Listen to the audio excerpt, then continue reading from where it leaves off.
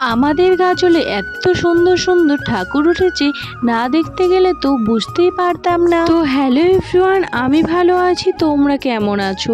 আশা করি ভালোই আছো। এই ভিডিওটা আমি করেছিলাম নবমীর দিনে, কারণ আমার সপ্তমী অষ্টমী প্রচণ্ড শরীর খারাপ ছিল, তাই আর যেতে পারিনি দিনগুলোতে।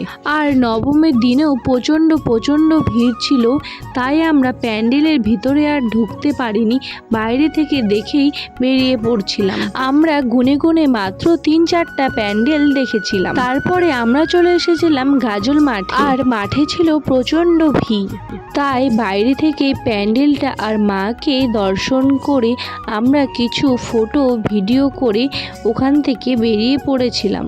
এবার তো আমার পূজাটা প্রচণ্ড খারাপ কেটেছে, কারণ যেদিন থেকে পুজো শুরু হয় সেদিন থেকে আমার শরীর খারাপ শুরু হয়ে গেছে। তারপরে আমরা কিছু হালকা পাতলা খাবার খেয়ে বিরিয়ানি প্যাক করে নিয়ে চলে গেছিলাম বাড়িতে।